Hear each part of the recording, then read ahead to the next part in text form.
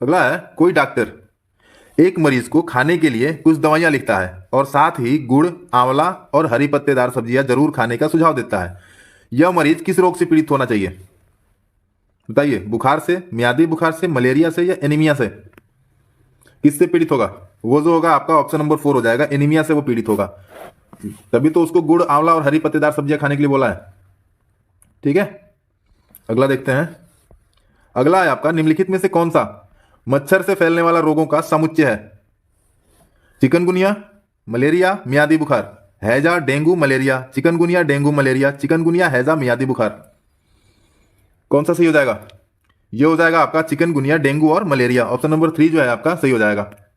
अगला देखते हैं। ज्वर नियंत्रण में आमतौर पर सबसे अधिक प्रयोग की जाने वाली औषधि है।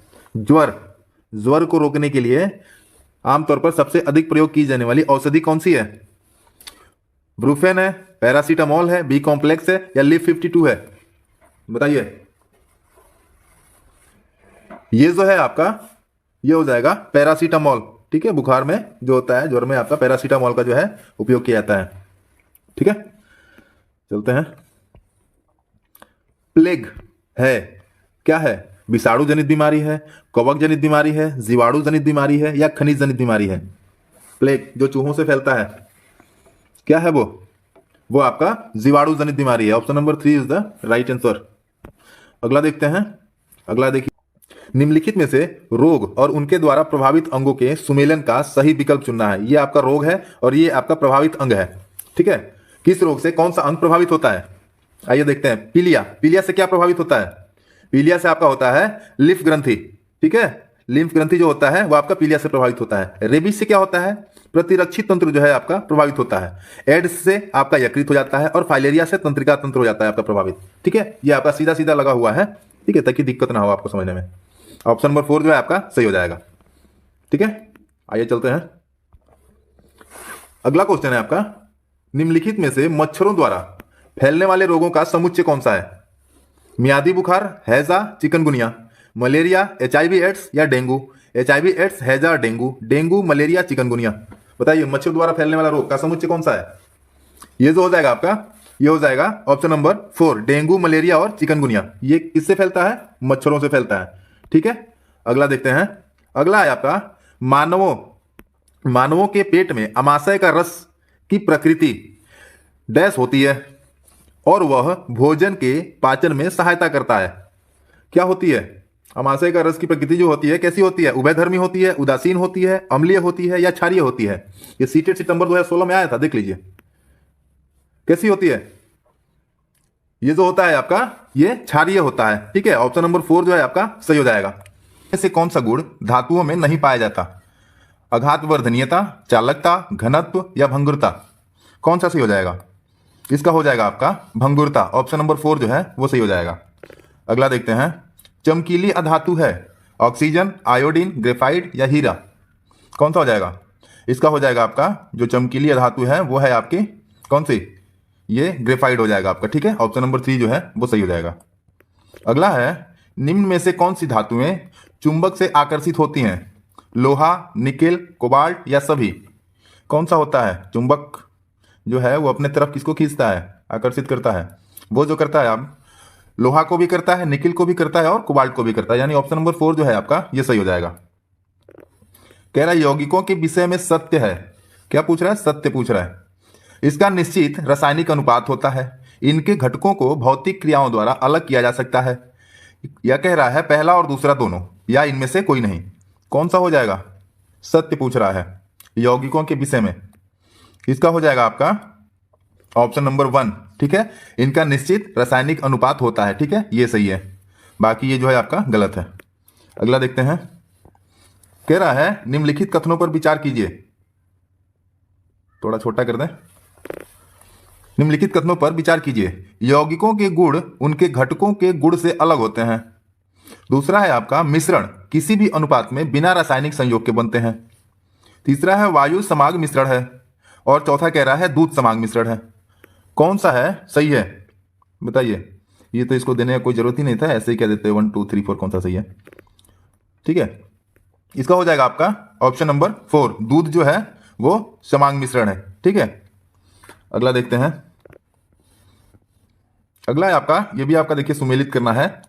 कह रहा है मिश्रित धातु और उसका जो है संगठन, ठीक है, ये सुमेलित करना है। कौन सा सही हो जाएगा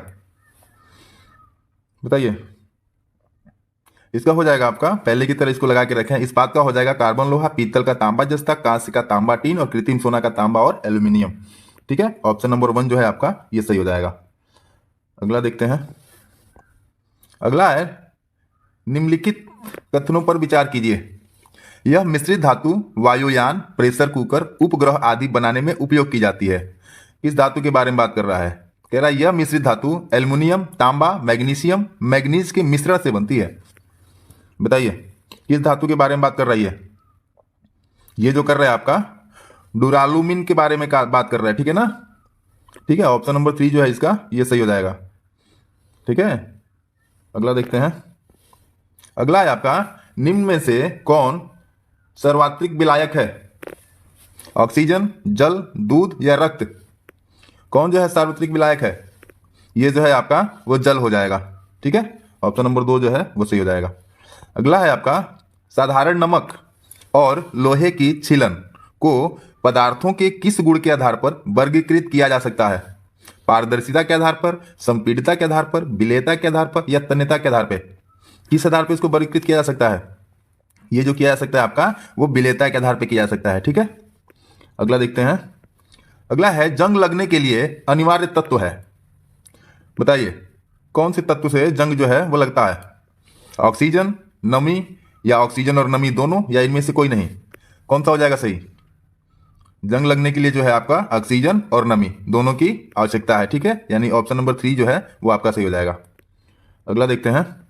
अगला है निम्न में से कौन सा कथन सत्य है। सत्य पूछ रहा है। अम्ल लाल लिटमस पत्र को नीला कर देता है। कह रहा है अम्ल नीले लिटमस पत्र को लाल कर देता है। कह रहा है क्षार लाल लिटमस पत्र को नारंगी कर देता है या क्षार नीले लिटमस पत्र को लाल कर देता है। कौन सा कथन जो है वो सत्य है। इसका हो जाएगा आपका ऑप्शन नंबर 2। अम्ल जो है वो नीले लिटमस पत्र को लाल कर देता है। ठीक है, अगला देखते हैं। अगला है आपका मोमबत्ती जलने पर कौन सा परिवर्तन होता है। मोमबत्ती जब जलता है तो उसमें कौन सा परिवर्तन होता है। भौतिक परिवर्तन होता है, रासायनिक परिवर्तन होता है या भौतिक और रासायनिक दोनों होता है या कोई नहीं होता। बताइए कौन सा होता है। ये जो होता है आपका भौतिक भी होता है और रासायनिक भी होता है। ऑप्शन नंबर 3 जो है आपका सही हो जाएगा। अगला देखते हैं। अगला है खेतों में किसान अनाज में से भूसा निकालने के लिए कौन सी विधि का प्रयोग करता है। बताइए निष्पावन करता है, चालनी करता है, अवसादन करता है या निस्तारण करता है। कौन सी विधि का प्रयोग करता है। वो जो करता है आपका वो निष्पावन करता है। ठीक है, अगला देखते हैं। गेहूं को पीसने से पहले पत्थरों तथा भूसे जैसी अशुद्धियों को हटाने के लिए कौन सी पृथक्करण विधि का उपयोग किया जाता है। मतलब अलग करने के लिए उसमें से किस विधि का उपयोग किया जाता है पत्थर और भूसे को निकालने के लिए। थ्रेसिंग करते हैं, निष्पावन करते हैं, चालनी करते हैं या निश्चिनंदन करते हैं। क्या करते हैं। वो जो करते हैं हम चालनी, चालते हैं उसको। ठीक है, अगला देखते हैं। अगला है आपका ये देखिए थोड़ा सा बड़ा है, चलिए आइए। कह रहा है विचार कीजिए। ऐसे मिश्रण जिनकी बनावट समान होती है समांगी मिश्रण अथवा विलयन कहलाते हैं। दूसरा है आपका अनिश्चित अनुपात में अवयवों को मिलाने से विषमांजी मिश्रण का निर्माण होता है। कौन सा कथन सही है पूछ रहा। बताइए इसका हो जाएगा आपका पहला भी सही है और दूसरा भी सही है, यानी ऑप्शन नंबर 3 जो है वो आपका सही हो जाएगा। ठीक है, अगला देखते हैं। अगला है चीनी और रेत के मिश्रण को अलग करने के लिए विधियों का सही क्रम है। कौन सा क्रम जो है वो सही है। अवसादन, निस्तारण, निस्यंदन, वाष्पीकरण। अवसादन, निस्तारण, निस्यंदन, आसवन, निस्तारण, निस्यंदन, वाष्पीकरण, अवसादन, आसवन, निस्यंदन, वाष्पीकरण, निस्तारण। कौन सा जो क्रम है वो सही है। बताइए इसका हो जाएगा आपका अवसादन, निस्तारण, निस्यंदन और वाष्पीकरण। ये जो है ये सही क्रम है चीनी और रेत के मिश्रण को अलग करने का। ठीक है, अगला देखते हैं। अगला है, आइए थोड़ा सा बड़ा कर दें इसको, हाँ ठीक है।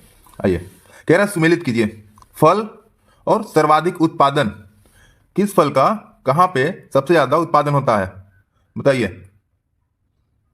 सीटेट के अनुसार कहता है कि शहतूत का उत्पादन जो होता है वो कहाँ होता है, शहतूत का उत्पादन होता है पंजाब में, ठीक है। और लीची का उत्पादन कहाँ होता है, बिहार में, ठीक। अनानास का उत्पादन कहाँ होता है, पश्चिम बंगाल में। और केले का उत्पादन बताता है कहाँ, महाराष्ट्र में, ठीक है, सीटेट के अनुसार। आइए चलते हैं, यानी इसका हो जाएगा आपका ऑप्शन नंबर 1 सही हो जाएगा, ठीक है। अगला देखते हैं। अगला है, निम्न पर विचार कीजिए, निम्न पर विचार कीजिए, एस्टाइरोन, फॉर्मेल्डिहाइड या फिनाल। कह रहा है उपरोक्त में से किन का बहुलकीकरण करके बेकेलाइट प्लास्टिक बनाया जाता है, बताइए। किसका जो है बहुलकीकरण करके बेकेलाइट प्लास्टिक बनाया जाता है, एस्टाइरोन का, फॉर्मेल्डिहाइड का या फिनाल का, बताइए। इसका हो जाएगा आपका ऑप्शन नंबर 3 फॉर्मेल्डिहाइड और फिनाल, ठीक है। अगला देखते हैं। अगला है, निम्नलिखित युग्मों पर विचार कीजिए। कह रहा है फसल और प्रमुख उत्पादक राज्य, चाय का प्रमुख उत्पादक राज्य असम, कपास का महाराष्ट्र और रबर का कर्नाटका। कह रहा है कौन सा युग्म सुमेलित है, सही सुमेलित है, बताइए। चाय का असम तो ये सही है, कपास महाराष्ट्र नहीं होगा, रबर कर्नाटक नहीं होगा, ठीक है। यानी ऑप्शन नंबर 1 जो है आपका वो सही हो जाएगा। अगला देखते हैं। अगला है, ये भी कह रहा है निम्न को सुमेलित कीजिए, ठीक है। मसाले और प्रमुख उत्पादक राज्य, बताइए। केसर, केसर का उत्पादक राज्य कौन सा है, बताइए। केसर का उत्पादक राज्य जम्मू और कश्मीर, ठीक है। और दालचीनी का, दालचीनी का हो जाएगा आपका केरल, ठीक है। और कौन सा है आपका सौंफ, सौंफ का कौन सा होगा, सौंफ का हो जाएगा आपका पंजाब। और अजवाइन का बिहार, ठीक है। यानी 4 3 2 1 ऑप्शन नंबर 4 जो है आपका ये सही हो जाएगा। अगला देखते हैं। कह रहा है निम्न में से कौन से पादप रेशे हैं, जूट, कपास, जूट और कपास दोनों या इनमें से कोई नहीं, बताइए। इसका हो जाएगा आपका जूट और कपास दोनों है, ठीक है। ऑप्शन नंबर 3 जो है आपका ये सही हो जाएगा। अगला देखते हैं। अगला है आपका संतरा प्रसिद्ध है, कहाँ का, नागपुर का, अमृतसर का, इलाहाबाद का, जलगांव का। संतरा कहाँ का प्रसिद्ध है, ये जो है आपका ये नागपुर का है, ठीक है। अगला है निम्नलिखित कथनों पर विचार कीजिए, थोड़ा छोटा कर दें। आइए, सहारनपुर में लकड़ी पर नक्काशी करने की कला काफी लोकप्रिय है, पलोटा बुनाई गुजरात में प्रचलित है। कह रहा है कौन सा कथन सही है, बताइए। ये आपका दोनों सही है, ठीक है। ऑप्शन नंबर 3 जो है वो आपका सही हो जाएगा, पहला और दूसरा। है काली मृदा में उगाई जाने वाली खरीफ ऋतु की महत्वपूर्ण नकदी फसल कौन सी है, जूट, कपास, गेहूं या ज्वार। काली मृदा में उगाई जाने वाली खरीफ ऋतु की महत्वपूर्ण नकदी फसल कौन सी है, वो है आपकी कपास, ठीक है। ऑप्शन नंबर 2 जो है वो सही हो जाएगा।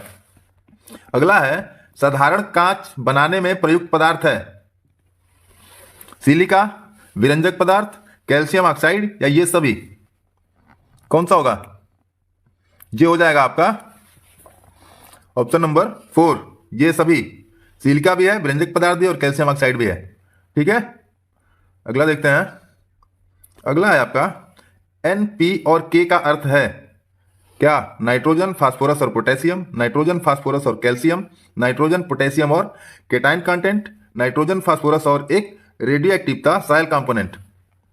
कौन सा है एन, पी और के का अर्थ, ये होगा आपका नाइट्रोजन, फास्फोरस और पोटेशियम, ठीक है, एन, पी, के। अगला देखते हैं। अगला है आपका हरी खाद कैसे तैयार की जाती है, गोबर और मल मूत्र को सड़ा गलाकर, फल सब्जियों के कचड़े के द्वारा, मूंग उड़द जैसी फसलों को उगाकर या रसायनों द्वारा। कैसे तैयार किया जाता है हरी खाद, हरी खाद जो तैयार की जाती है मूंग उड़द जैसी फसलों को उगाकर, ठीक है। अगला है, मधुबनी चित्रों को बनाने के लिए चित्रकारों द्वारा उपयोग किए जाने वाले रंग होते हैं। कैसे? सोने चांदी को घोलकर बनाए गए पेंट, पिसे हुए चावल के रंगीन घोल, विशेष प्रकार से बने पोस्टर रंग, अति उत्तम गुणवत्ता के फाइबर पेंट। कौन से रंग होते हैं उनके पास? बताइए। वो जो होते हैं आपके पिसे हुए चावल से, ठीक है, रंगीन घोल बनाते हैं, उससे जो है अपना वो चित्रकारी करते हैं, मधुबनी पेंटिंग। ठीक है। अगला है, पश्मीना और अंगोरा है क्या? ऊन की किस्में हैं, कपास की किस्में हैं, पॉलिएस्टर की किस्में हैं या जूट की किस्में हैं? पश्मीना और अंगोरा क्या है? वो जो है आपका ऊन की किस्में है जिससे शॉल बनाया जाता है। ठीक है। अगला देखते हैं, गन्ना सबसे ज्यादा कहां उगाया जाता है? पंजाब में, महाराष्ट्र में, उत्तर प्रदेश में, हरियाणा में? गन्ना का सबसे ज्यादा उत्पादक कहां होता है? वो जो होता है आपका, वो होता है उत्तर प्रदेश में। ठीक है। अगला देखते हैं, अगला है आपका, ये कूट है, कह रहा सुमेलित कीजिए व्यवसाय और संबंधित कार्य। वैज्ञानिक, वैज्ञानिक से कौन सा कार्य संबंधित है? बताइए। वैज्ञानिक से हो जाएगा आपका अनुसंधान। ठीक है। और विद्यालय, विद्यालय का कौन सा कार्य है? शिक्षण कार्य है। ठीक। और तीसरा है आपका प्रोफेसर, प्रोफेसर का कौन सा काम है? प्रोफेसर का काम है महाविद्यालय में शिक्षा देना, और डॉक्टर का काम है मरीजों का इलाज। ठीक है।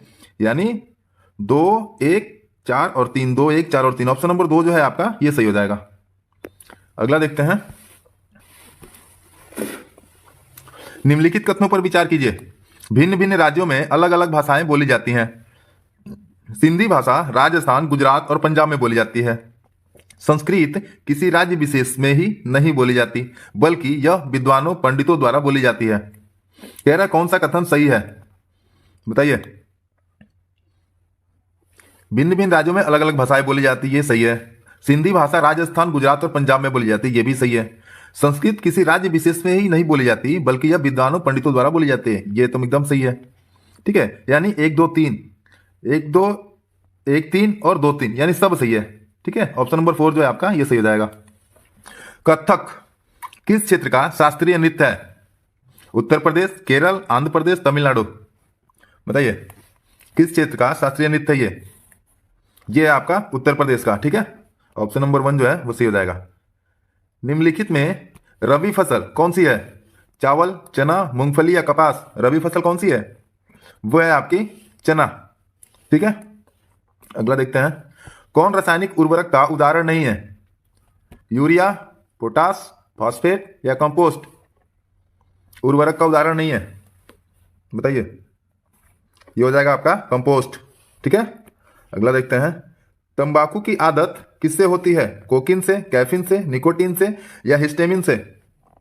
तंबाकू की लत किससे लग जाती है? बताइए। ये जो लगती है आपकी वो निकोटीन के चक्कर से लगती है। ठीक है। अगला देखते हैं, अगला है, राजस्थान के लोगों का मुख्य व्यवसाय है क्या?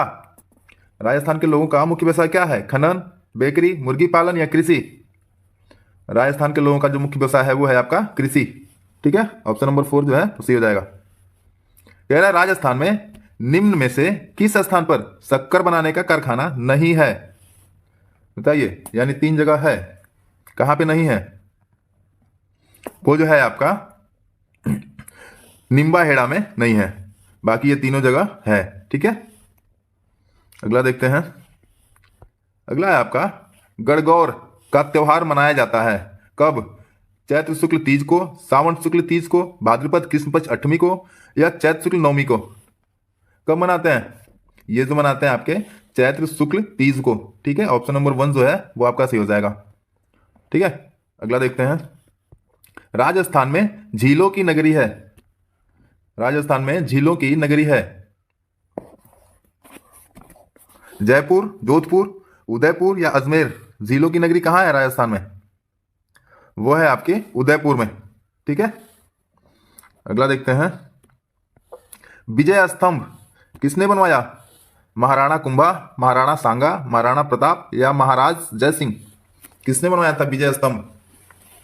वो जो बनवाया था आपके महाराणा कुंभा ने बनवाया था। ठीक है, ऑप्शन नंबर 1 जो है वो सही हो जाएगा। अगला देखते हैं, कह रहा है एटीएम का पूरा नाम क्या है? एटीएम का पूरा नाम क्या है? Automated teller machine, all time money, automated transfer machine, audit teller machine. कौन सा सही हो जाएगा?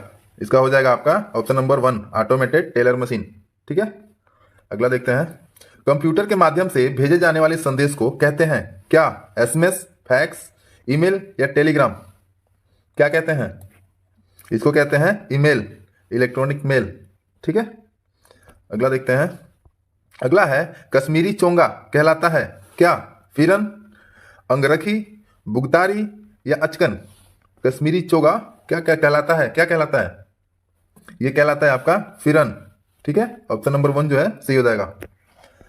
अगला है अर्थशास्त्र की मूलभूत अवधारणाओं की समझ विकसित की जा सकती है किसके द्वारा? बाजार के रोल प्ले का आयोजन करवाकर, बैंक पोस्ट ऑफिस का भ्रमण करवाकर, मूल्य जैसी अमूर्त धारणा को उदाहरण द्वारा व्यक्त करके, या उपरोक्त सभी। कौन सा सही हो जाएगा? अर्थशास्त्र की मूलभूत अवधारणाओं की समझ जो विकसित करनी है बच्चों में, वो कैसे की जा सकती है? वो की जा सकती है आपकी तीनों के द्वारा। ठीक है, यानी ऑप्शन नंबर 4 जो है आपका सही हो जाएगा। अगला है आपका अवतल दर्पण के अत्यंत निकट जब बिंब को रखते हैं तो प्रतिबिंब होता है कैसा? वास्तविक, सीधा एवं छोटा, आभासी, सीधा एवं आवर्धित, आभासी, उल्टा एवं छोटा, वास्तविक, उल्टा एवं छोटा। कैसा होता है जब अवतल दर्पण के अत्यंत निकट जब बिंब को रखते हैं तो प्रतिबिंब कैसा होता है उसका? वो जो होता है आपका वो होता है आभासी, सीधा एवं आवर्धित। ऑप्शन नंबर 2 जो है वो सही हो जाएगा। ठीक है, अगला देखते हैं, अगला है निम्न में से कौन सा कथन सही है? सभी धातुएं तन्य होती हैं, सभी अधातुएं तन्य होती हैं, सामान्यतः धातुएं तन्य होती हैं, या कुछ अधातुएं तन्य होती हैं। कौन सा सही है पूछ रहा है? ये जो हो जाएगा आपका ऑप्शन नंबर 3 सामान्यतः धातुएं तन्य होती हैं। ठीक है, अगला देखते हैं, बागवानी के लिए कौन से प्रकार का उर्वरक उपयोगी होता है? बागवानी के लिए यूरिया, सोडियम फास्फेट, डीएपी या वर्मी कंपोस्ट? बागवानी के लिए कौन सा उर्वरक जो है वो उपयोगी होता है? वो होता है आपका वर्मी कंपोस्ट। ठीक है, ऑप्शन नंबर 4 जो है वो सही हो जाएगा। अगला है, कह रहा है कौन सा सुमेलित नहीं है? वस्त्र का प्रकार दिया है और उसका राज्य दिया है, बताइए। फिरन जम्मू कश्मीर, पानो बाजू पश्चिम बंगाल, राहिदे हिमाचल प्रदेश, फुलकारी पंजाब। कौन सा सुमेलित नहीं है? एक तो इसमें गलत है, कौन सा है? वो है आपका पानो भाजू पश्चिम बंगाल। ऑप्शन नंबर 2 जो है आपका ये सही हो जाएगा। अगला देखते हैं, अगला है निम्नलिखित में से कौन सा पत्थर राजस्थान में घरों के फर्श बनाने के लिए उपयोग में नहीं लिया जाता? ठीक है, नहीं लिया जाता। संगमरमर, कोटा स्टोन, घिया पत्थर या सेंट स्टोन? कौन सा पत्थर फर्श बनाने में उपयोग नहीं किया जाता है, बताइए। वो जो है आपका घिया पत्थर। ठीक है, जिसको सेलखड़ी भी बोलते हैं। ऑप्शन नंबर 3 जो है आपका ये सही हो जाएगा। कह रहा है कौन सा सुमेलित नहीं है? मेला और दिया है राज्य। कौन सा मेला किस राज्य में लगता है? ठीक है, इसमें एक जो है ये गलत है। कौन सा गलत है? अब कह रहे हैं अंबाजी मेला गुजरात, सही है। माघ मेला उत्तर प्रदेश, ये भी सही है।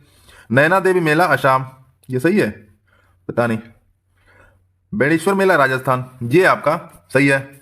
ये जो है नैना देवी मेला ये असम, ये गलत हो जाएगा। ऑप्शन नंबर 3 जो है आपका गलत है, लेकिन ये सही है। ठीक है, अगला है राजस्थान स्टेट केमिकल वर्क्स कहाँ स्थित है? राजस्थान स्टेट केमिकल वर्क्स कहाँ स्थित है? डिडवाना में, नागौर में, बाड़मेर में या परतपसर में? कहाँ स्थित है? ये जो है आपका डिडवाना में है। ठीक है, ऑप्शन नंबर 1 जो है आपका सही है। अगला है एक किसान दानों को भूसे से अलग करना चाहता है, जिस प्रक्रिया से यह किया जा सकता है वह कहलाती है क्या? बताइए। अभी हम लोग ऊपर पढ़े हैं फसल की कटाई, हस्तचयन, थ्रेसिंग या निष्पावन। इसका हो जाएगा आपका निष्पावन। ठीक है, अगला है बिहार राज्य में लीची के उत्पादन में कौन सा जिला अग्रणी है? बताइए। लीची के उत्पादन में बिहार तो अग्रणी है, लेकिन उसमें कौन सा जिला अग्रणी है?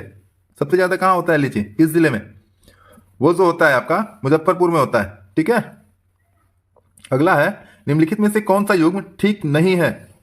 जूट, रेशमी वस्त्र, गन्ना, चीनी, अबरक, विद्युत उपकरण, कपास, सूती वस्त्र। बताइए कौन सा टिक नहीं है?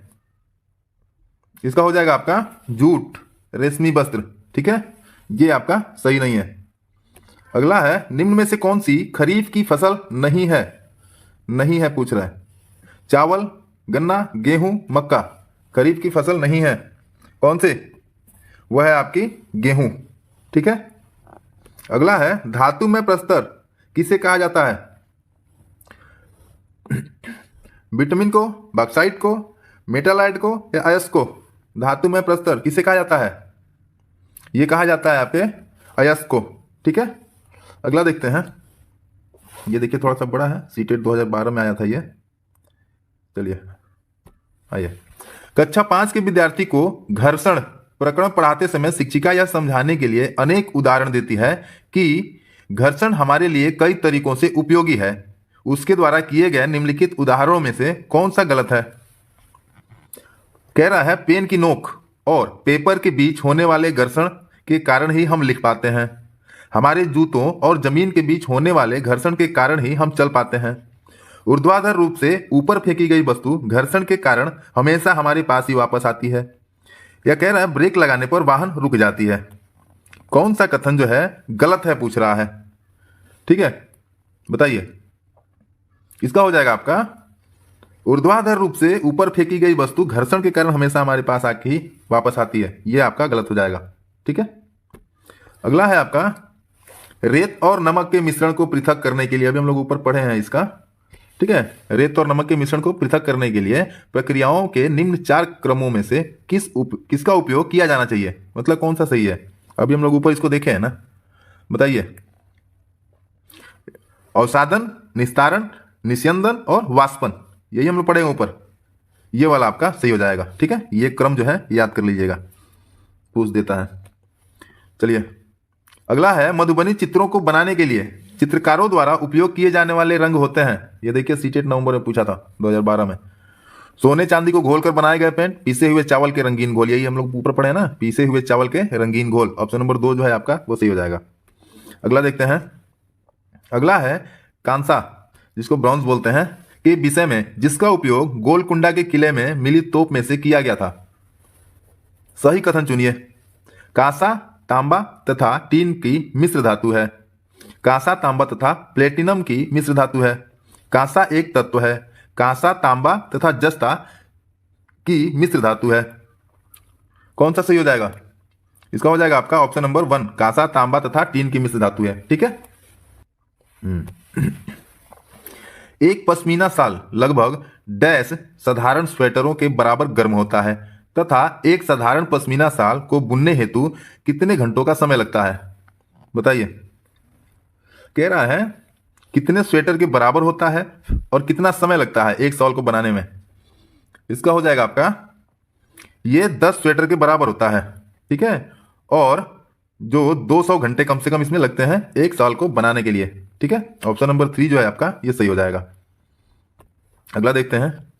एक ही तरह की फसल बार बार उगाने और बहुत से रसायनों के उपयोग करने से मृदा क्या हो जाता है? किसी विशेष फसल के लिए उपयोगी बन जाती है, सिंचाई के लिए उपयुक्त बन जाती है, या उर्वरक बन जाती है, या बंजर हो जाती है। क्या हो जाता है जब एक ही फसल को हम बार बार उगाते हैं? तो वो होता है आपका बंजर हो जाता है जमीन। ठीक है।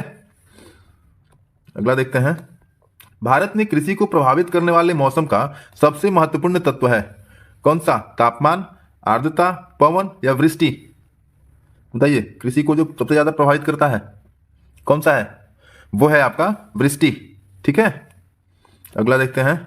सिल्वीकल्चर संबंधित है किससे? वन एवं वन्य उत्पाद से, सिल्क से, फूल से या उर्वरक से? सिल्वीकल्चर किससे संबंधित है? ये जो है आपका वन एवं वन्य उत्पाद से संबंधित है। ठीक है।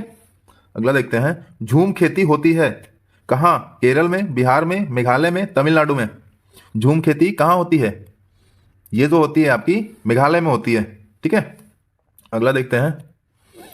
अगला है, शुष्क बर्फ किसका ठोस रूप है? शुष्क बर्फ किसका ठोस रूप है? अमोनिया का, कार्बन डाइऑक्साइड का, नाइट्रोजन का या ऑक्सीजन का? बताइए किसका ठोस रूप है? ये जो है आपका, ये है कार्बन डाइऑक्साइड का। ठीक है, ऑप्शन नंबर 2 जो है सही हो जाएगा। अगला देखते हैं, नीचे लोगों के कुछ क्रियाकलाप दिए गए हैं।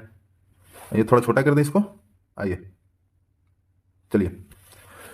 नीचे लोगों के कुछ क्रियाकलाप दिए गए हैं। खानों का उत्खनन, बांधों का निर्माण, बाजार में बेचने के लिए पत्तियां एवं जड़ी बूटी इकट्ठा करना, बांस से टोकरी बुनना, गिरे हुए पत्तों से पत्तल बनाना। अब ये कह रहा है इस वह क्रियाकलाप कौन सा है जो जंगलों के गायब होने के लिए जिम्मेदार है।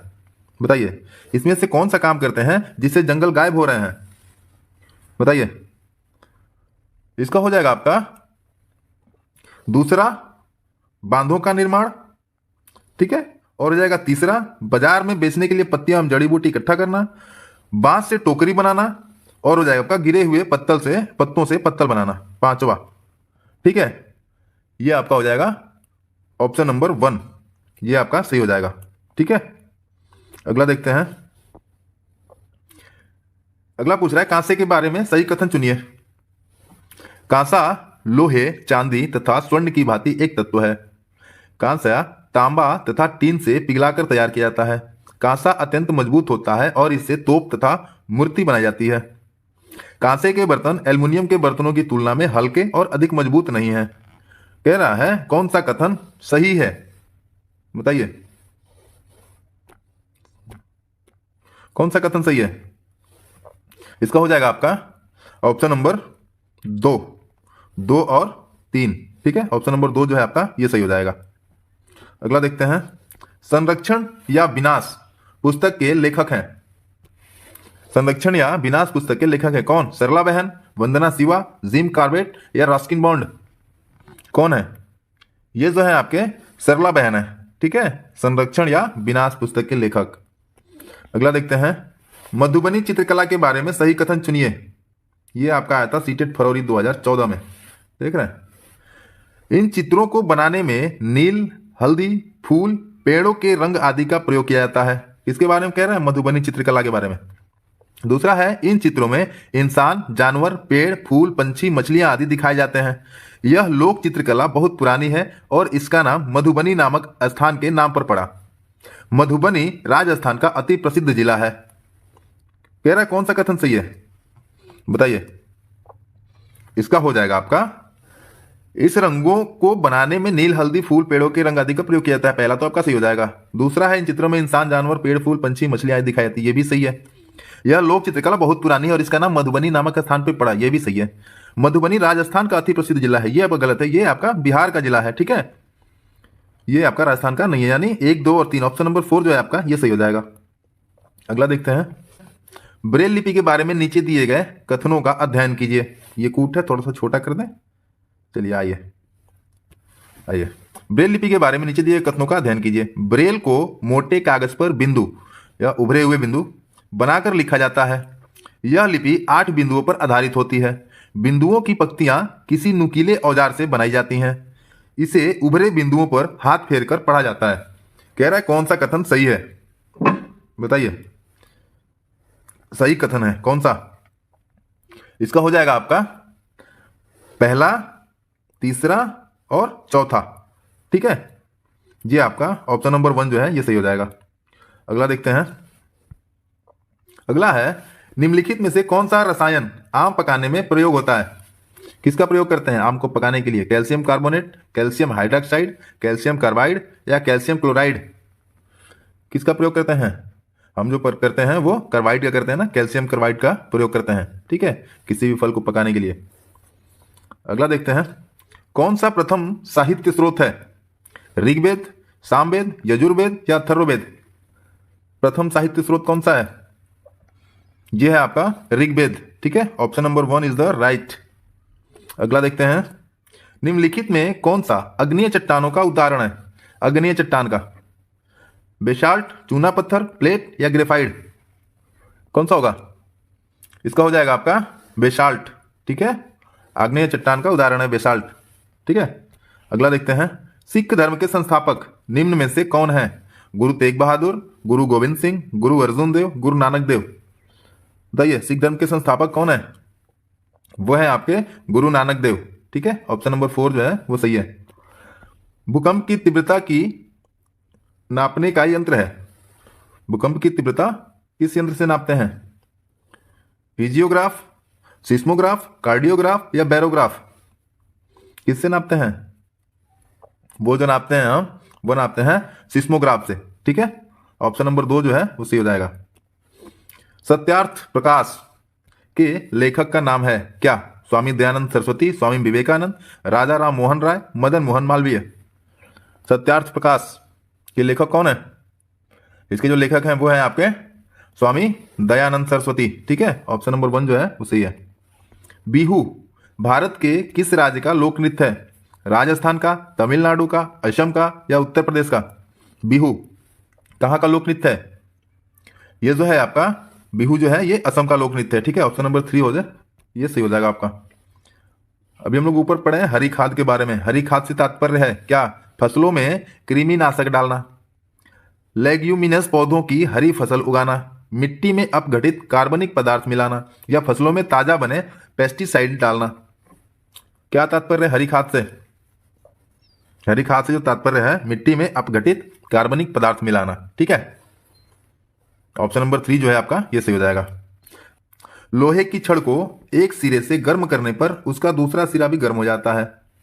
इस प्रकार के पदार्थ को कहते हैं क्या? उष्मा का अच्छा सुचालक, उष्मा का अच्छा कुचालक, उष्मा का अर्धचालक या हीटर?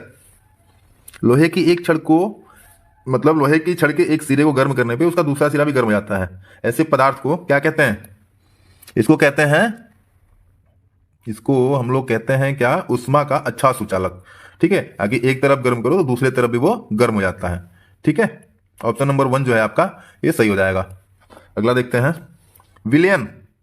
विलयन पाठ की प्रायोगिक व्याख्या हेतु विलेय के रूप में शिक्षक को कौन सा पदार्थ लेना चाहिए? नारियल का तेल, नारियल का पानी, पारा या सोडियम क्लोराइड? बताइए, विलयन का पाठ पढ़ा रहे हैं तो क्या लेके उनके पढ़ाना चाहिए टीएलएम में? बताइए, ये हो जाएगा आपका सोडियम क्लोराइड। ठीक है, अगला देखते हैं।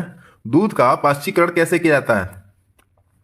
पॉस्चराइट करते हैं ना उसको, कैसे करते हैं?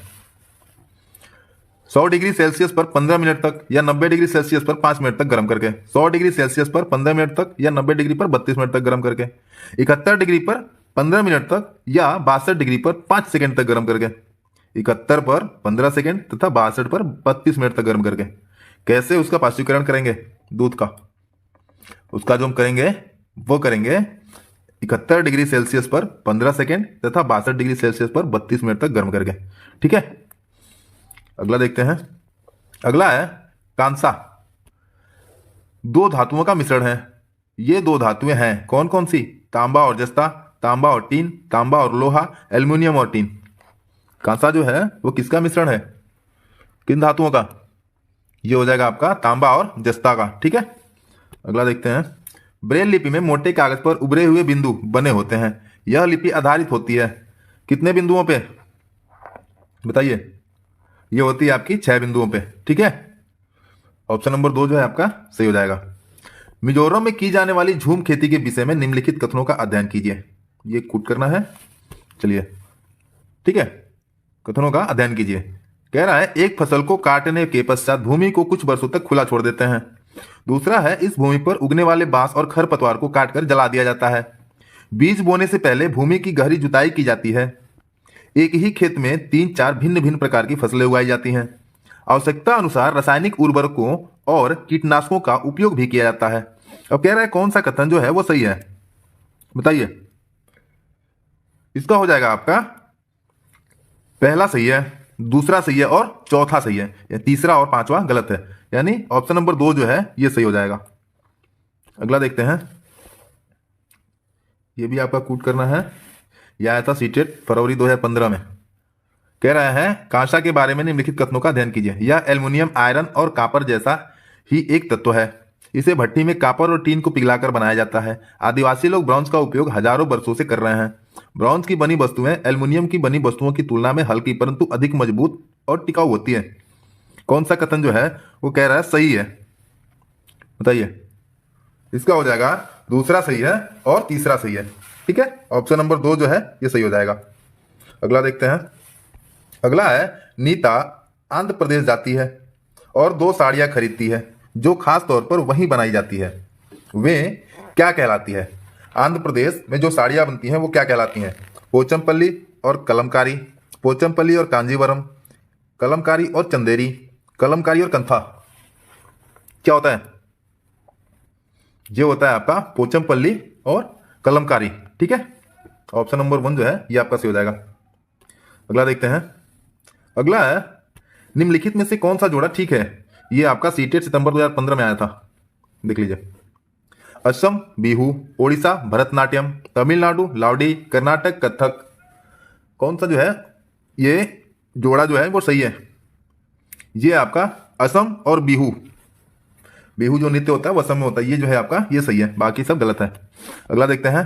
कर्णमल्लेश्वरी के विषय में नीचे दिए गए कथनों पर विचार कीजिए। चलिए थोड़ा छोटा कर लें इसको, ये बड़ा है, दिख रहा होगा। चलिए, कर्णमल्लेश्वरी के विषय में नीचे दिए गए कथनों पर विचार कीजिए। वह अंतर्राष्ट्रीय ख्याति प्राप्त भारत्तोलक यानी वेटलिफ्टर हैं। वह कर्नाटक की हैं। उसने अपने नाम बहुत से रिकॉर्ड बनाए हैं। वह 130 किलो तक का भार उठा सकती हैं। जब वह 12 वर्ष की थी तभी से वह भार उठाने का अभ्यास करने लगी थी। कह रहा है कौन सा कथन सही है, बताइए। इसका हो जाएगा आपका पहला, तीसरा और चौथा। ठीक है, पहला सही है, तीसरा सही है और चौथा सही है, यानी ऑप्शन नंबर 2 जो है आपका वो सही हो जाएगा। अगला देखते हैं। अगला है वर्ली। वर्ली एक पारंपरिक कला का प्रकार है। वर्ली नामक स्थान किस राज्य में है? महाराष्ट्र में, ओडिशा में, राजस्थान या बिहार में? कहाँ है? ये जो है आपका वो है महाराष्ट्र में, वर्ली। ठीक है, अगला देखते हैं। अगला है कुड़ुक कहाँ के लोगों की भाषा है? कुड़ुक भाषा कहाँ के लोगों की है? मिजोरम की, मणिपुर की, अरुणाचल प्रदेश या झारखंड की? बताइए। कुड़ुक भाषा जो है वो झारखंड की है। ठीक है, अगला देखते हैं। दही निर्माण हेतु कौन सूक्ष्मजीवी उत्तरदायी है? बताइए, कौन से सूक्ष्मजीवी से दही का निर्माण होता है? बताइए। वो होता है आपका लैक्टोबैसिलस से। ठीक है, ऑप्शन नंबर 4 जो है ये सही हो जाएगा। अगला देखते हैं। निम्न में से कौन सा पादप उत्पाद साबुन का विस्थापन है? बताइए, कौन सा पादप उत्पाद जो है वो साबुन का विस्थापन है? रुद्राक्ष, रीठा, तेंदू या ये सभी? कौन सा हो जाएगा? वो हो जाएगा आपका ऑप्शन नंबर 2, रीठा। ठीक है, अगला देखते हैं। निम्न में से कौन सा कायांतरित सेल का उदाहरण है? बलुआ पत्थर, ग्रेनाइट, संगमरमर, चूना पत्थर। कायांतरित सेल का उदाहरण कौन सा है? ये जो है आपका संगमरमर है। ठीक है, अगला देखते हैं। महासागरों में निम्न में से कौन सा लवण सर्वाधिक मात्रा में पाया जाता है? Magnesium sulphate, calcium sulphate, magnesium chloride या सोडियम क्लोराइड? बताइए, कौन सा लवण जो है सर्वाधिक मात्रा में पाया जाता है महासागरों में? वो पाया जाता है आपका सोडियम क्लोराइड। ठीक है, ऑप्शन नंबर 4 जो है सही हो जाएगा। अगला है। निम्न में से किस मिट्टी का विस्तार भारत के सर्वाधिक क्षेत्र पर है? बताइए, भारत में सबसे ज्यादा कौन सी मिट्टी है? काली मिट्टी, जलोढ़ मिट्टी, लाल मिट्टी या बलुई मिट्टी? कौन सी है? ये है आपकी जलोढ़ मिट्टी। ठीक है, ऑप्शन नंबर 2 जो है सही हो जाएगा। अगला है। निम्न में से कौन सा युग्म सुमेलित नहीं है? ठीक है, हल्दी powder, metallic yellow, freon, chlorofluorocarbon, greenhouse gas, carbon dioxide, contour कृषि, भूमि अपरदन। कौन सा है जो आपका सुमेलित नहीं है? बताइए। ये जो है आपका कंटूर कृषि जो है ये भूमि अपरदन से नहीं है। ठीक है, बाकी ये तीनों जो है आपका ये सही है। अगला देखते हैं। ह्यूमस निर्माण में कौन सहायक है? बताइए। उत्पादक, अपघटक, उपभोक्ता या ये सभी? ये हो जाएगा आपका ऑप्शन नंबर 2। ठीक है, अपघटक, ये आपका सही हो जाएगा। कह रहा है DDT है क्या? खरपतवार निवारक, जैव निम्नीकरणीय प्रदूषक, अजैव निम्नीकरणीय प्रदूषक या एंटीबायोटिक? क्या है DDT का छिड़काव होता है ना, किस लिए? ये जो होता है आपका अजैव निम्नीकरणीय प्रदूषक के लिए। ठीक है, ऑप्शन नंबर 3 जो है ये आपका सही हो जाएगा। परिवार कितने प्रकार के होते हैं? परिवार कितने प्रकार के होते हैं? 1, 2, 3 या 4? इसका सही जवाब हो जाएगा आपका ऑप्शन नंबर 2। परिवार जो होता है हमारा 2 प्रकार का होता है। ठीक है, अगला क्वेश्चन देखते हैं। जिस परिवार में दादा दादी, चाचा चाची, ताऊ ताई, बुआ, माँ बाप और बच्चे रहते हैं उसे कहते हैं क्या? एकल परिवार, संयुक्त परिवार, व्यापक परिवार या उपयुक्त में से कोई नहीं? बताइए। इसका सही जवाब हो जाएगा आपका ऑप्शन नंबर 2, संयुक्त परिवार कहते हैं। ठीक है। अगला क्वेश्चन है, एकल परिवार के अधिक प्रचलित होने के क्या कारण है? एकल परिवार के अधिक प्रचलित होने के क्या कारण है? बताइए। जनसंख्या, महंगाई, कलह की संभावना या ये सभी?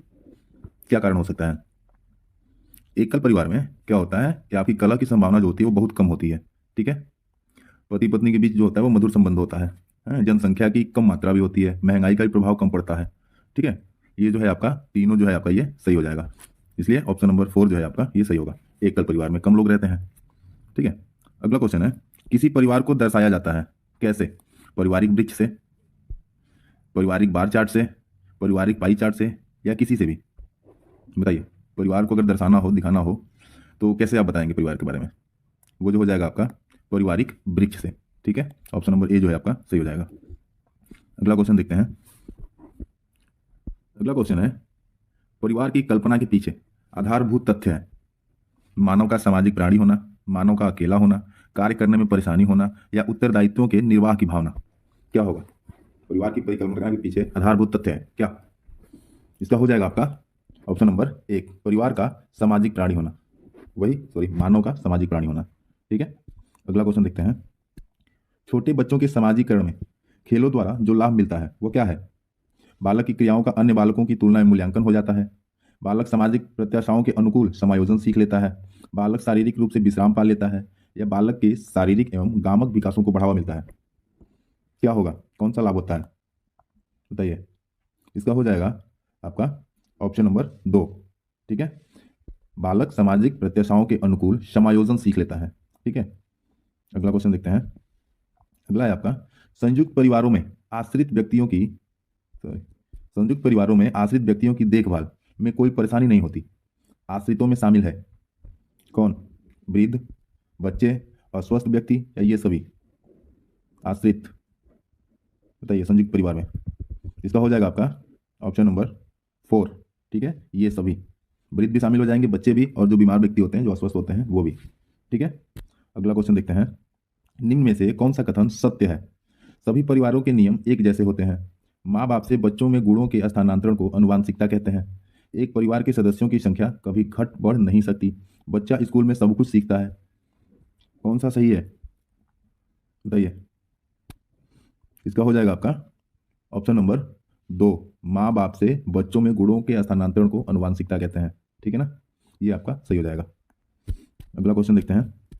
समरक्त संबंध का उदाहरण किस प्रकार के परिवार में परिलक्षित होता है? एकल परिवार में, संयुक्त परिवार में, एकल और संयुक्त दोनों में या इनमें से कोई नहीं? बताइए। इसका हो जाएगा आपका ऑप्शन नंबर 3। ठीक है। एकल में भी होता है और संयुक्त में भी होता है। ठीक है। अगला देखते हैं। अनुज कक्षा 4 में पढ़ता है। ठीक है। अनुज कक्षा 4 में पढ़ता है। सुमित उसका बहुत अच्छा मित्र है। यदि वह उसकी सहायता करता है तो क्या होगा? किससे? प्रदर्शन में, उचित अनुचित में, सुख दुख में या इन सभी में? बताइए। अनुज कक्षा 4 में पढ़ता है, सुमित उसका बहुत अच्छा मित्र है, यदि वह उसकी सहायता करता है तो किस में? प्रदर्शन में भी करेगा, उचित अनुचित में भी करेगा और सुख दुख में भी। इसका हो जाएगा आपका ऑप्शन नंबर 4 जो है सही हो जाएगा इन सभी में। ठीक है। अगला देखते हैं। विद्यालय परिसर में छात्रों को खेल कूद की क्रियाओं में भाग लेना आवश्यक है। क्यों? क्योंकि इससे छात्रों की अपनी सृजनात्मकता क्षमता का विकास होगा। इसमें छात्रों के स्व संवेग का विकास होगा, छात्रों का शारीरिक विकास उचित ढंग से हो सकेगा या उपरोक्त सभी? कौन सा सही हो जाएगा? इसका भी आपका ऑप्शन नंबर 4 जो है वो सही हो जाएगा। इसमें छात्रों की अपनी सृजनात्मक क्षमता का विकास होगा, छात्रों का स्वस्थ संवेगों का विकास होगा और शारीरिक विकास भी होगा। ठीक है। अगला देखते हैं। परिवार से क्या आशय है? परिवार से क्या आशय है? परिवार एक संस्था है, इसमें बालक का जन्म होता है, इसमें बालक का विकास होता है। बताइए। इसका हो जाएगा आपका ऑप्शन नंबर 4। ठीक है। ये सभी, परिवार एक संस्था भी है, इसमें बालक का जन्म भी होता है और बालक का विकास भी होता है। ठीक है। अगला देखते हैं।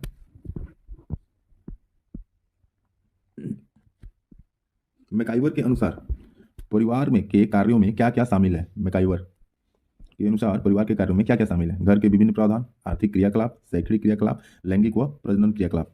परिवार में क्या क्या शामिल है बताइए, इसको कूट करना है। ठीक है, इसका हो जाएगा आपका ये सभी घर के विभिन्न प्रावधान भी आते हैं। ठीक है, आर्थिक क्रियाकलाप भी होता है, शैक्षणिक क्रियाकलाप भी होता है और लैंगिक और प्रजनन क्रियाकलाप भी होता है। इसलिए आपका ऑप्शन नंबर 4 जो है ये सही हो जाएगा। ठीक है, अगला क्वेश्चन देखते हैं। निम्नलिखित कथनों पर विचार कीजिए। पारिवारिक सदस्यों के बीच वंशानुगत संबंध होते हैं। वैवाहिक संबंध परिवार के वंश की वृद्धि के लिए उत्तरदायी होता है। कौन सा कथन सत्य है बताइए। इसका हो जाएगा आपका ऑप्शन नंबर 3, पहला और दूसरा दोनों सही है। ठीक है, पारिवारिक सदस्यों के बीच वंशानुगत संबंध भी होते हैं और वैवाहिक संबंध परिवार के वंश की वृद्धि के लिए उत्तरदायी होता है। ठीक है, अगला क्वेश्चन देखते हैं। ये भी कूट है आपका। निम्नलिखित पर विचार कीजिए। वंशानुगत संबंध, सामाजिक संस्था, वैवाहिक अनिवार्यता, उपरोक्त में से कौन सा परिवार की विशेषता के अंतर्गत शामिल है बताइए। वंशानुगत संबंध भी शामिल है, सामाजिक संस्था भी शामिल है और वैवाहिक अनिवार्यता भी है। ठीक है, आपका ऑप्शन नंबर 4 जो है सही हो जाएगा। अगला देखते हैं। अगला देखिए, ये आपका आया हुआ प्रश्न है। यह है, बच्चे को समाजीकरण का पहला पाठ कहाँ से प्राप्त होता है? परिवार से, विद्यालय से, सांस्कृतिक केंद्र से या धार्मिक केंद्र से? समाजीकरण का पहला पाठ कहाँ से प्राप्त करता है बच्चा? ये जो करता है आपका वो परिवार से करता है। ठीक है, परिवार सबसे पहले है। अगला है क्वेश्चन आपका, एकल परिवार से तात्पर्य है क्या? एकल परिवार से क्या तात्पर्य है? वर्ष 1950 के बाद बना परिवार, परिवार जिसमें माता पिता एवं उनके बच्चे हों, संपूर्ण परिवार जिसमें बच्चे, उनके माता पिता एवं दादा दादी हों, या केवल पति पत्नी? एकल परिवार बताइए। वर्ष 1950 के बाद बना परिवार, ये तो गलत हो जाएगा आपका। केवल पति पत्नी, दादा दादी, ये वाला आपका गलत हो जाएगा। परिवार जिसमें माता पिता एवं उनके बच्चे हों या केवल पति पत्नी, कौन सा सही होगा दोनों में? ये आपका हो जाएगा ऑप्शन नंबर 2। ठीक है, परिवार जिसमें माता पिता और उनके बच्चे हों, एक परिवार। ठीक है, इसको एकल परिवार कहते हैं। अगला क्वेश्चन है, भारत में लड़के व लड़कियों की विवाह योग्य न्यूनतम आयु क्या है? शादी करने के लिए न्यूनतम आयु क्या है, कितना साल का होना चाहिए बताइए। इसका हो जाएगा आपका ऑप्शन नंबर 1, 21 व 18। ठीक है, लड़के के लिए 21 और लड़कियों के लिए 18। ठीक है, चलते हैं अगले क्वेश्चन पे। अगला क्वेश्चन है, कौन सी विशेषता परिवार की नहीं है? कम से कम 2 भिन्न लिंग वाले वयस्क साथ रहते हों, प्रत्येक सदस्य की आय भिन्न जमा की जाती हो, वे समान आवास, भोजन और समान सामाजिक क्रियाओं का उपयोग करते हों, सुरक्षा एवं बच्चों का साझा उत्तरदायित्व हो। कौन सा हो जाएगा? पूछ रहा है नहीं है, परिवार की विशेषता नहीं है, बताइए। इसका हो जाएगा आपका ऑप्शन नंबर 2। ठीक है, प्रत्येक सदस्य की आय भिन्न जमा की जाती हो, ये आपका ऑप्शन गलत होगा, ये आपका हो जाएगा ऑप्शन नंबर 2 जो है सही हो जाएगा। अगला क्वेश्चन देखते हैं। प्राथमिक समाजीकरण है क्या? शुरुआती आयु में परिवार एवं मित्रों से सीखना, किशोरावस्था में समाज से सीखना, प्राथमिक स्तर पर समाज से सीखना या शिक्षकों का अनुसरण करना। प्राथमिक समाजीकरण है क्या बताइए। इसका हो जाएगा आपका ऑप्शन नंबर 1, शुरुआती आयु में परिवार एवं मित्रों से सीखना। ठीक है, दिए गए विकल्प में किस जल स्रोत का योगदान अधिक है बताइए। ग्लेशियर का, भूमिगत जल का, वायुमंडल का या इनमें से कोई नहीं? कौन सा हो जाएगा? इसका हो जाएगा आपका ऑप्शन नंबर 1, ग्लेशियर का जो है जल स्रोत का योगदान सबसे अधिक है। अगला क्वेश्चन है, समुद्र में कितने प्रतिशत जल पीने योग्य है? समुद्र में जो है कितने प्रतिशत जल जो है वो पीने योग्य है? 97.2%, 2.15%, 0.65% या 0.0%? समुद्र का कितने प्रतिशत जल जो है वो पीने योग्य है? वो जो है आपका 0.65% है। ठीक है, चलते हैं अगले क्वेश्चन पे। अगला क्वेश्चन है हमारा, जल के संबंध में कौन सा कथन असत्य है? इसको ध्यान दीजिएगा, सत्य और असत्य। ठीक है, ये हमारा जो है वो निगेटिव है। इसको देखते हैं। स्थलीय जीवों को जीवित रहने के लिए शुद्ध जल चाहिए। प्रकाश संश्लेषण की प्रक्रिया में जल आवश्यक है। जल असंख्य पादपों का आवास स्थल है। जल धरती की नमी को अवशोषित करता है। कौन सा ऑप्शन जो है वो असत्य है बताइए। इसका हो जाएगा ये आपका ऑप्शन नंबर 3, जल असंख्य पादपों का आवास स्थल है, ऐसा नहीं है। ठीक है, तो ये असत्य पूछा है, ये हमारा ऑप्शन जो है ऑप्शन नंबर 3 जो है ये सही हो जाएगा। चलते हैं अगले क्वेश्चन पे। अगला क्वेश्चन है, निम्नलिखित में से कौन सा विकल्प सत्य है? ठीक है, यहां पे सत्य पूछा है। वाष्पन संघनन बादल वर्षा, बादल संघनन वाष्पन वर्षा, वाष्पन वर्षा संघनन बादल, बादल वर्षा वाष्पन और संघनन, कौन सा जो है ये सही होगा बताइए। इसका हो जाएगा आपका ऑप्शन नंबर 3, वाष्पन, फिर वर्षा, फिर संघनन, फिर बादल। ठीक है, ऑप्शन नंबर 3 जो है आपका ये सही हो जाएगा। चलते हैं अगले क्वेश्चन पे। अगला क्वेश्चन है, देखिए कूट करना है, इसको आप लोग सुमिलित करना थोड़ा छोटा कर लेते हैं। आइए चलते हैं। ये हो जाएगा आपका, ये है आपका स्रोत, ठीक है, और ये है आपका जल का प्रतिशत। वायुमंडल, वायुमंडल का कितना प्रतिशत है बताइए। वायुमंडल का हो जाएगा आपका 0.001%, ठीक है। और भूगर्भ का कितना हो जाएगा, भूगर्भ का हो जाएगा आपका 0.625, ठीक है। उसके बाद से आपका सी है महासागरों, महासागरों कितना हो जाएगा, महासागरों का हो जाएगा आपका 97.2%। और ग्लेशियर एवं ध्रुवों में जमी बर्फ का हो जाएगा आपका 2.15%, ठीक है। ऑप्शन नंबर जो हो जाएगा आपका 2143, यानी कि ऑप्शन नंबर 3 जो है आपका ये राइट हो जाएगा, ठीक है। चलते हैं अगले क्वेश्चन पे। अगला क्वेश्चन है, एक अवस्था से दूसरी अवस्था में पानी के बार बार बदलने तथा फिर से जल में परिवर्तित होने का प्रक्रम जो होता है वो क्या कहलाता है बताइए। वर्षा कहलाता है, जल चक्र कहलाता है, वाष्पोत्सर्जन कहलाता है, या संघनन कहलाता है। बताइए क्या कहलाता है। एक बार पानी जो है वाष्प बनता है, ठीक है, वाष्प से फिर पानी बनता है, वो जो जल का जो परिवर्तित होने का जो प्रक्रम है वो क्या कहलाता है। वो जो कहलाता है आपका, वो कहलाता है जल चक्र, ठीक है। ऑप्शन नंबर 2 जो है इज द राइट आंसर, ठीक है। चलते हैं अगले क्वेश्चन पे। अगला क्वेश्चन है आपका, जल चक्र के अनवरत चलने का कारण है क्या है। सूर्य की उष्मा का जल को उष्मित करना, सूर्य की उष्मा का जल को वाष्पित करना, जल वाष्प का वर्षा के रूप में धरती पर आना, या ये सभी। कौन सा ऑप्शन जो है वो सही हो जाएगा। जल चक्र के अनवरत चलने का कारण क्या है। सूर्य की उष्मा का जल को उष्मित करना, ये भी सही है आपका। सूर्य की उष्मा का जल को वाष्पित करना, ये भी सही है। जल वाष्प का वर्षा के रूप में धरती पर आना, ये भी आपका सही हो जाएगा। यानी क्या होगा आपका ऑप्शन नंबर 4 जो है ये सभी सही हो जाएगा, ठीक है। आइए चलते हैं अगले क्वेश्चन पे। अगला है आपका, जल में लवण मिलाने पर, जल में लवण मिलाने पर क्या होता है। कथनांक में वृद्धि हो जाती है, कथनांक में कमी आ जाती है, या कथनांक में कोई प्रभाव नहीं पड़ता, या हिमांक में वृद्धि हो जाती है। कौन सा ऑप्शन जो है सही हो जाएगा बताइए। ये हो जाएगा आपका, लवण मिलाने पर क्या होगा, क्वथनांक जो होगा वो बढ़ जाएगा, यानी कि आपका वृद्धि हो जाएगा। ऑप्शन नंबर 1 जो है आपका सही हो जाएगा। आइए चलते हैं अगले क्वेश्चन पे। अगला क्वेश्चन है आपका, महासागरों में घुले हुए लवण में से किस लवण की मात्रा सबसे अधिक होती है। Sodium chloride, magnesium chloride, calcium sulphate, या मैग्नीशियम सल्फेट। बताइए, महासागरों में घुले हुए लवण में से किस लवण की मात्रा सबसे अधिक होती है। ये जो हो जाएगा आपका सोडियम क्लोराइड, ठीक है। Option number 1 is the right answer, ठीक है।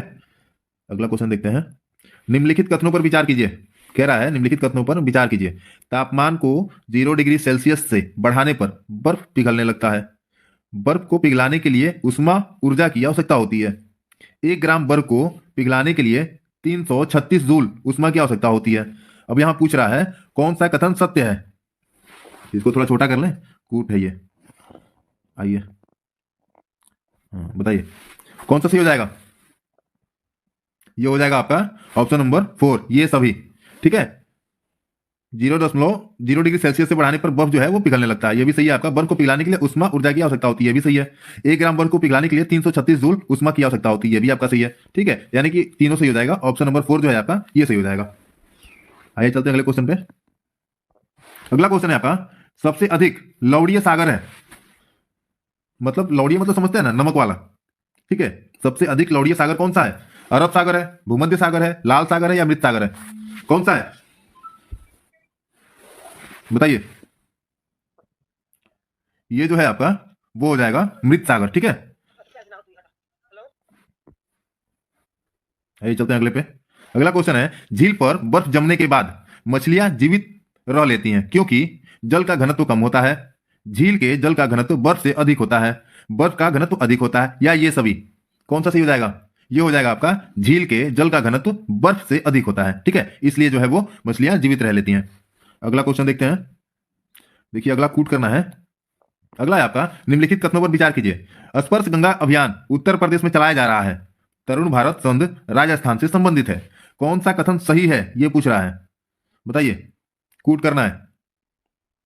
इसका हो जाएगा आपका, स्पर्श गंगा अभियान उत्तर प्रदेश में चलाया जा रहा है, ये तो गलत हो जाएगा आपका, ठीक है। तरुण भारत संघ राजस्थान से संबंधित है, ये वाला आपका सही हो जाएगा। ऑप्शन नंबर 2 जो है ये सही है, ठीक है।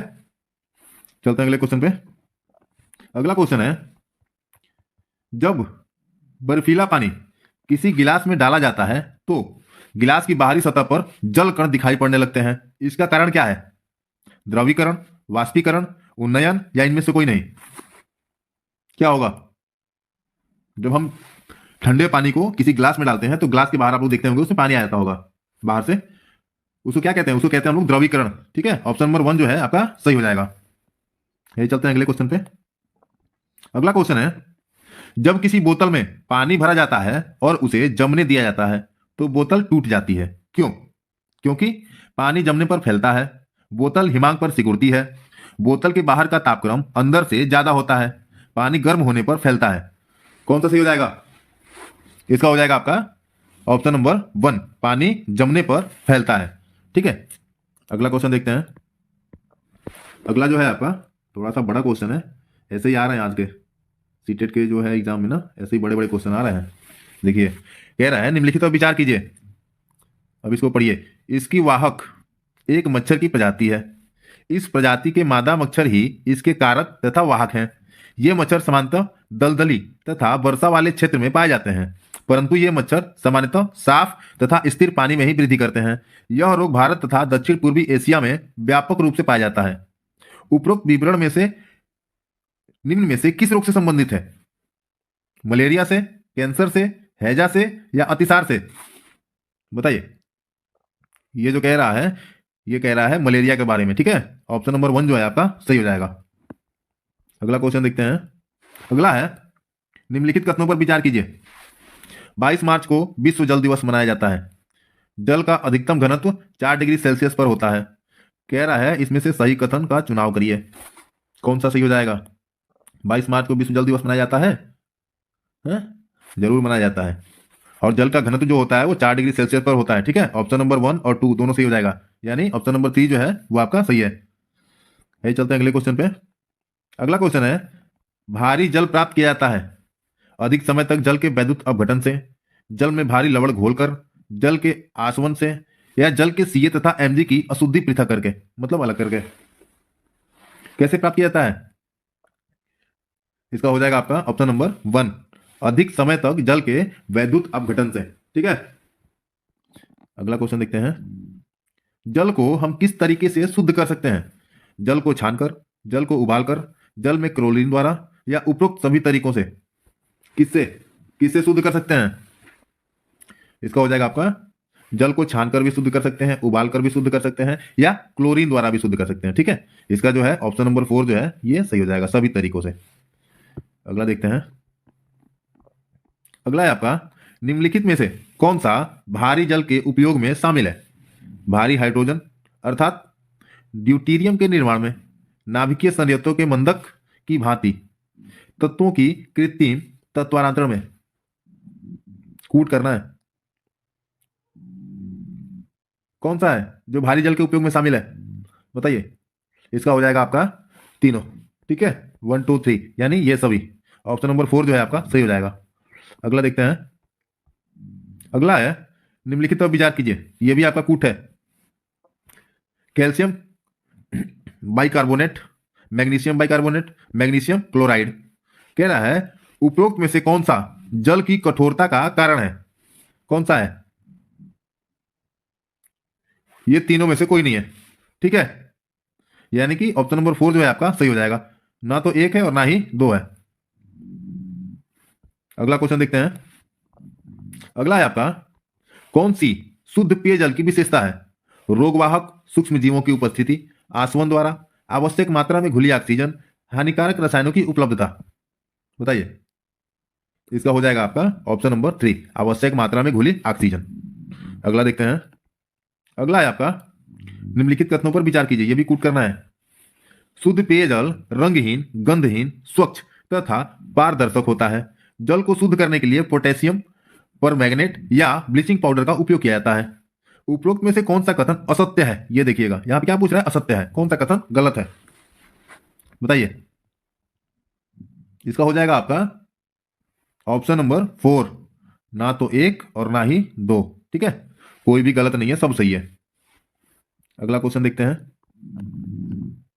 अगला है आपका, जल प्रदूषण की प्रक्रिया में सम्मिलित है क्या?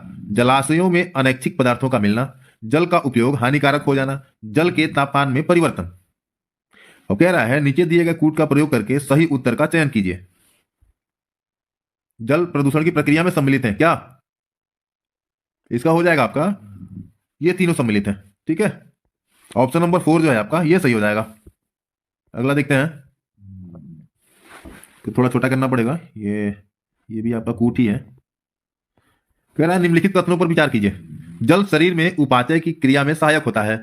जल शरीर के तापमान को अनुकूलित बनाए रखने में सहायक होता है। कह रहा है कौन सा कथन सही है, बताइए। जल शरीर में उपापचय की क्रिया में सहायक होता है, ये भी आपका सही है। दूसरा है जल शरीर के तापमान को अनुकूलित बनाए रखने में सहायक होता है, ये भी आपका सही है। यानी 1 और 2 दोनों सही है। ऑप्शन नंबर 3 जो है आपका वो सही हो जाएगा। अगला क्वेश्चन देखते हैं, निम्नलिखित में से कौन सी बीमारी या बीमारियां प्रदूषित जल से होती हैं, बताइए। कौन सी बीमारी जो है वो प्रदूषित जल से होता है? वो जो होता है आपका वो होता है हैजा, ठीक है, और पीलिया और टाइफाइड और पेचिस। ठीक है, ये किससे होता है? ये आपका होता है प्रदूषित जल से। यानी कि 1, 2, 4 और 5, ऑप्शन नंबर 1 जो है आपका सही हो जाएगा। ठीक है, चलते हैं अगले क्वेश्चन पे।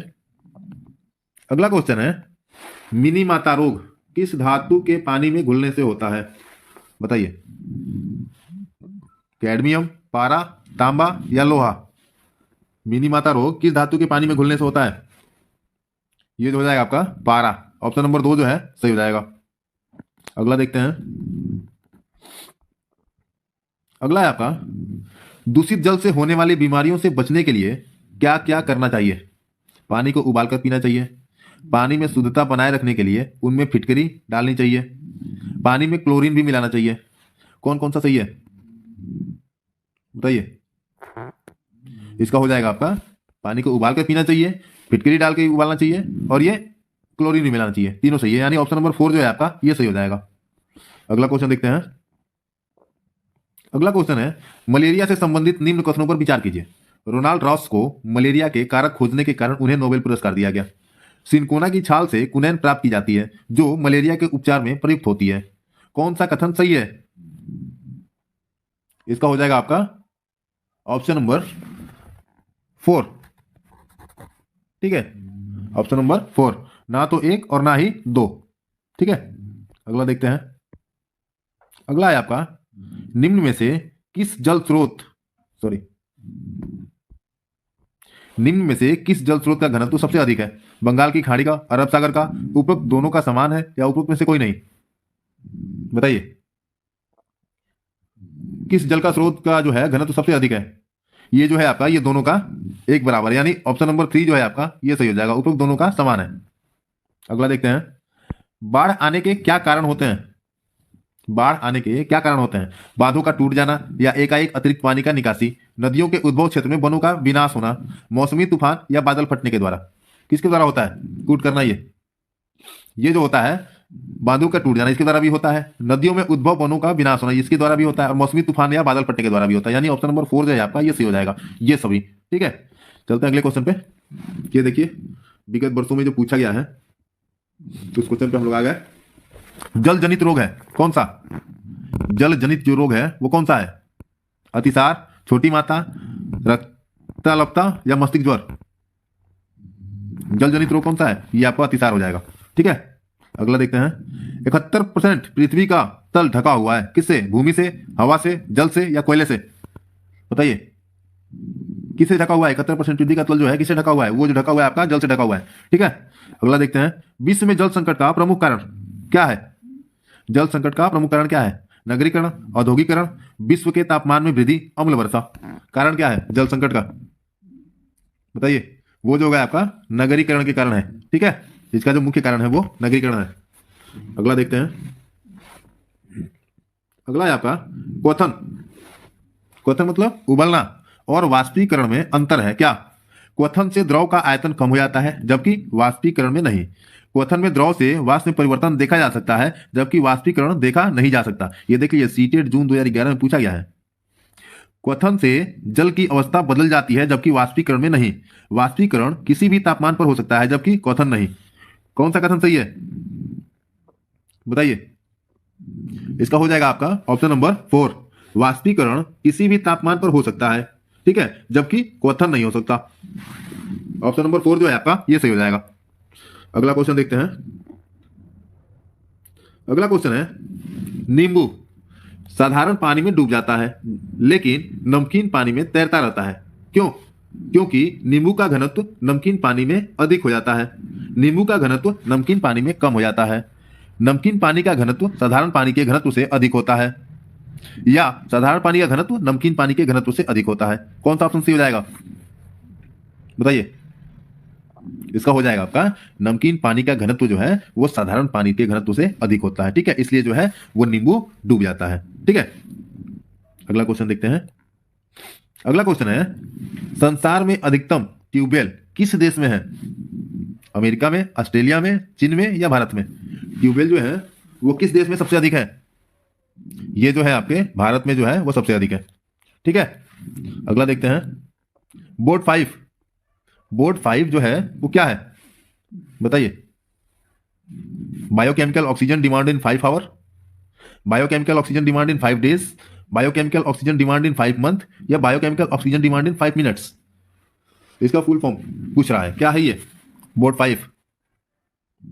ये जो हो जाएगा आपका biochemical oxygen demand in 5 days, ठीक है। ऑप्शन नंबर 2 जो है वो सही हो जाएगा। अगला देखते हैं, पानी में पाए जाने वाले रेडियो सक्रिय पदार्थ का अंश कारण बनता है किसका? कैंसर का, आंख से पानी गिरने का, डीएनए विखंडन का, या उपरोक्त सभी? कौन सा हो जाएगा? इसका हो जाएगा आपका उपरोक्त सभी, ठीक है। कैंसर का भी बनता है, आंख से पानी गिरने का भी बनता है, और डीएनए विखंडन का भी बनता है, ठीक है। ऑप्शन नंबर 4 जो है आपका ये सही हो जाएगा। अगला देखते हैं, लवण जो जल का अवशोषण करता है कहलाता है क्या? हाइग्रोस्कोपिक लवण, एनहाइड्रस लवण, हाइड्रोफिलिक लवण, या हाइड्रोफोबिक लवण? क्या कहलाता है? ये कहलाता है आपका हाइग्रोस्कोपिक लवण, ठीक है। ऑप्शन नंबर 1 जो है वो सही हो जाएगा। अगला देखते हैं। अगला है आपका, सामुद्रिक कच्छपों को जीवंत जीवाश्म कहा जाता है क्योंकि वे 150 मिलियन वर्षों से अधिक समय से पृथ्वी पर उपस्थित हैं। भारतीय उपमहाद्वीप के जल भागों में पाए जाने वाले 5 प्रजातियों के समुद्री कच्छप में सबसे अधिक जनसंख्या किसकी है? सबसे अधिक संख्या किसकी है? केनेप्स रिडले, लॉन्गरहेड, ऑलिव रिडले, या फ्लैगबैक? बताइए। इसका हो जाएगा आपका ऑलिव रिडले। ऑप्शन नंबर 3 जो है वो सही हो जाएगा। अगला देखते हैं, ये आपका यूपी टेट में पूछा था, ये देखिए, ये भी आपका यूपी टेट नवंबर 2011 का क्वेश्चन है, ठीक है। महासागरों में जल स्तर वृद्धि का कारण है क्या? ध्रुवीय प्रदेश में बर्फ का पिघलना, अत्यधिक वर्षा, अम्ल वर्षा, उपरोक्त में से कोई नहीं। कौन सा हो जाएगा? इसका हो जाएगा आपका ऑप्शन नंबर 1, ध्रुवीय प्रदेश में बर्फ का पिघलना। अगला देखते हैं। अगला भी आपका यूपी टेट का क्वेश्चन है, महासागर पृथ्वी पृष्ठ के अधिकांश भाग पर आवृत जो है लगभग कितना है? 3/4, 1/2, 1/4 या 2/3? कितना है? ये जो है आपका वो है 3/4। ऑप्शन नंबर 1 जो है आपका सही हो जाएगा। अगला देखते हैं, इसको थोड़ा छोटा कर लें, बहुत बड़ा क्वेश्चन है, ऐसे ही क्वेश्चन दे रहा है आजकल बहुत बड़े बड़े। आइए देखते हैं। पानी के साथ प्रयोग करते हुए ज्योति यह देखती है कि स्टील की खाली कटोरी पानी पर तैर रही है लेकिन लोहे की एक छोटी कील डूब जाती है। इसे डैश तथ्य द्वारा व्याख्यात किया जा सकता है। लोहा पानी की तुलना में हल्का है और स्टील पानी की तुलना में भारी है। स्टील की कटोरी पर लगने वाला बल उसके भार की तुलना में ज्यादा है जबकि लोहे की कील पर लगने वाला बल उसकी भार की तुलना में कम है। लोहे की कील पर लगने वाला बल उसके भार की तुलना में ज्यादा है जबकि स्टील की कटोरी पर लगने वाला बल उसके भार की तुलना में कम है। लोहा पानी की तुलना में भारी है और स्टील पानी की तुलना में हल्का है। कौन सा कथन जो है वो सही हो जाएगा बताइए? इसका हो जाएगा आपका ऑप्शन नंबर 2, स्टील की कटोरी पर लगने वाला जो बल है उसकी भार की तुलना में ज्यादा है जबकि लोहे की कील पर लगने वाला जो बल है उसकी भार की तुलना में क्या है? कम है, ठीक है। अगला क्वेश्चन देखते हैं। अगला क्वेश्चन है, रेखा की मां डैश के लिए रोजाना तालाब से लाए पानी में फिटकरी डालती है। किसके लिए डालती है? पानी को रंग रहित करने के लिए, हल्के निलंबित उपद्रवों को अवसादित करने के लिए, कठोर जल को मृत जल में परिवर्तित करने के लिए, पानी में मौजूद रोगाणुओं को खत्म करने के लिए। किस लिए करती है वो? फिटकरी क्यों डालती है बताइए? वो जो है हल्के निलंबित उपद्रवों को अवसादित करने के लिए जो है वो डालती है। ऑप्शन नंबर 2 जो है आपका वो सही हो जाएगा, ठीक है। ये देखिए, सीटेट जनवरी 2012 में पूछा गया था। अगला देखते हैं। अगला है आपका डैश के लिए मछली घर, जिसको एक्वेरियम बोलते हैं, में हवा वाला पंप रखा जाता है। क्यों रखा जाता है? पानी को साफ करने के लिए, जलीय पौधों को अधिक कार्बन डाइऑक्साइड उपलब्ध करने के लिए, अधिक ऑक्सीजन को पानी में घुलने देने के लिए, या मछली घर की शोभा बढ़ाने के लिए। क्यों रखते हैं हवा वाला पंप? बताइए। ये जो रखते हैं हम अधिक ऑक्सीजन को पानी में घुलने देने के लिए रखते हैं। ठीक है, ऑप्शन नंबर 3 जो है आपका सही हो जाएगा। अगला देखते हैं। किसी नदी के प्रदूषण स्तर पर, किसी नदी के प्रदूषण स्तर की माप की जाती है। किससे? एटीपी, एसटीपी, बोर्ड या डब्ल्यूपीएल से? किससे की जाती है? ये जो की जाती है आपकी बीओडी से, बोर्ड से की जाती है। ठीक है, अगला देखते हैं। कृत्रिम वर्षा के लिए, मेघ बीजन के लिए प्रयुक्त रसायन है क्या?